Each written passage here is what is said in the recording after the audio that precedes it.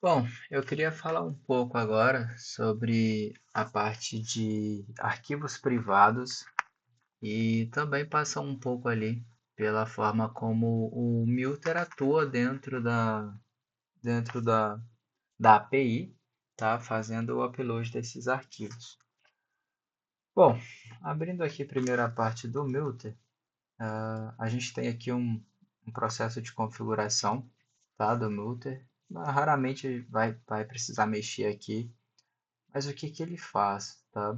Ele exporta por padrão essa função e aí ela recebe três tipos aí de casos para um formato de upload. Então ela recebe tanto fields quanto array quanto single. Hoje o sistema ele tem como opção esses dois, mas o suporte nativo é somente para esse. Por quê, tá? Nesse arquivo aqui, nesse tipo de envio, eu consigo receber um objeto e eu consigo bater a chave desse objeto com uma coluna específica do banco, de uma tabela. Então eu consigo pegar o arquivo que acabou de ser enviado e salvar ele em um registro no banco. Então por isso que é nativo, eu consigo linkar esses dois pontos. Os outros dois eu não conseguiria fazer isso. E o formato do single, ele acaba se tornando um pouco inútil nesse sentido, tendo o fields, porque se eu tenho somente um fields, eu tenho um single. Seria mais ou menos essa a ideia. Tá? Só que o fields ao mesmo tempo oferece suporte para múltiplas colunas, se necessário. Então, por isso que eu deixei ele aqui a código, caso seja necessário usar, mas ele não está disponível lá na parte visual para você fazer uma seleção. Então, vindo aqui na parte de rotas públicas, por exemplo, quando você seleciona o upload, a gente só tem o object, que é o fields, e a gente tem o array, que é o array. Tá? Bom, então quando você informa, né, passando ali pela seleção qual desses tipos aqui é o necessário, ele pega, eu vou passar aqui de fato pelo fields, tá, que está dentro mesmo da própria biblioteca, mas ele recebe aqui as opções, então essas opções também são enviadas aí pelo usuário durante a configuração. Ele converte o tamanho máximo, caso seja informado. Então ele passa aqui o limite, ele passa o local onde vai salvar esse arquivo, ele faz um file filter para filtrar o tipo do arquivo. E aí ele tem algumas validações, tá? A primeira delas que a gente tem aqui em cima.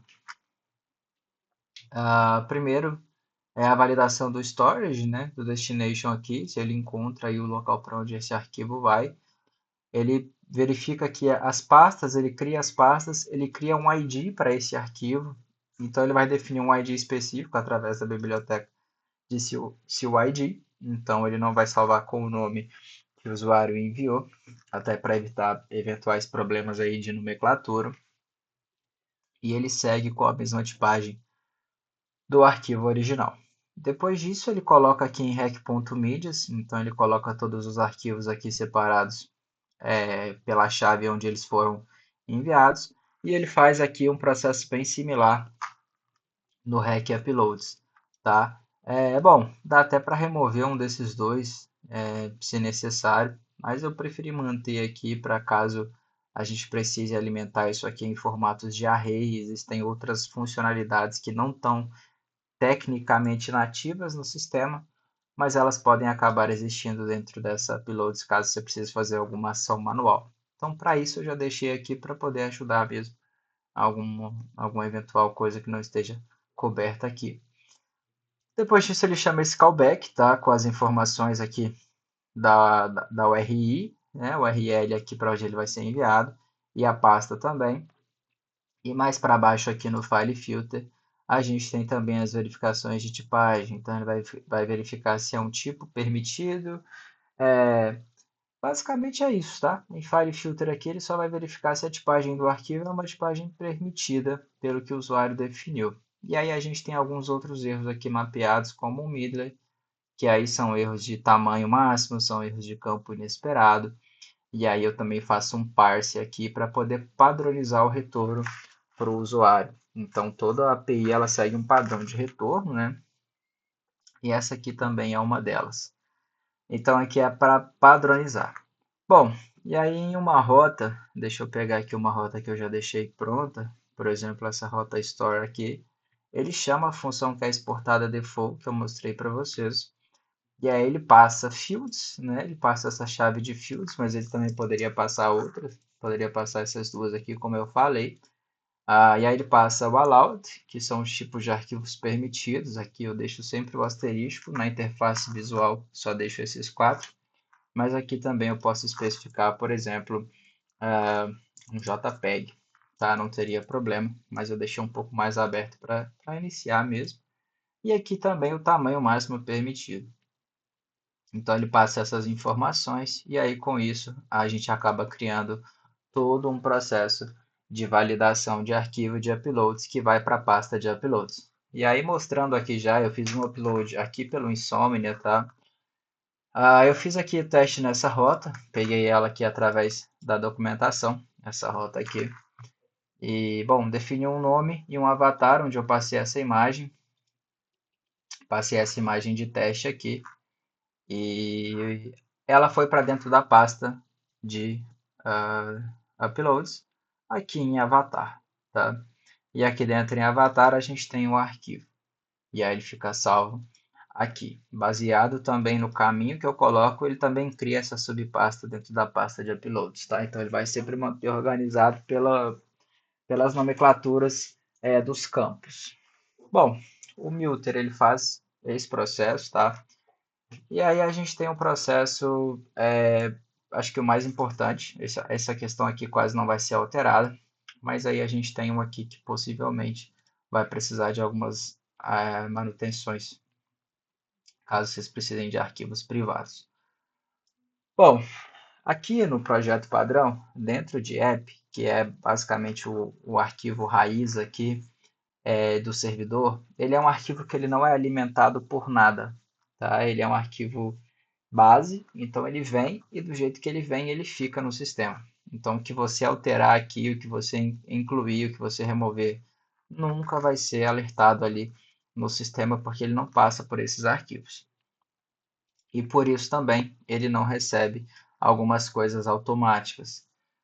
Por exemplo, o campo files aqui, a rota files, ela já existe por padrão. Então, se eu vier aqui e chamar, por exemplo, localhost barra files barra avatar e o nome do arquivo, eu estou fazendo referência a files, né? E ela está pegando os arquivos estáticos aí dentro da pasta de uploads.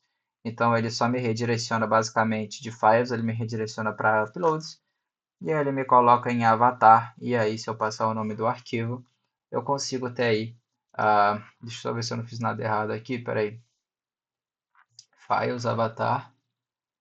Files avatar. Acho que eu não estou rodando, né?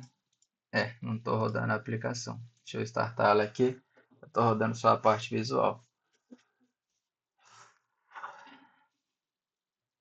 Bom, agora sim. Então, se eu tentar abrir a imagem, ele vai carregá-la aqui para mim, baseado nesse path. E aí que está um grande problema. Se eu quiser um arquivo privado, se eu não quiser que qualquer pessoa acesse esse arquivo. Bom, por padrão, o sistema ele não vai te dar esse suporte. Ele não vai conseguir interpretar esses arquivos, justamente porque para fazer isso aqui a gente precisaria criar várias rotas, precisaria criar um contexto de arquivo público ou privado. Então eu preferi deixar isso aqui funcionando, tá? E se você precisar de uma camada a mais de segurança, é o que a gente vai explicar agora, que eu vou te explicar agora como você pode fazer. Primeiro ponto, se o seu arquivo, se o seu projeto ele tem uma camada de autenticação, ele tem um middler de autenticação, você pode importar esse middler aqui dentro. E é justamente o que eu recomendo que você faça. Por exemplo, aqui dentro da pasta módulos eu tenho o módulo de API e dentro de API eu tenho o middler que é o JWT Socket, que é exatamente esse carinha aqui.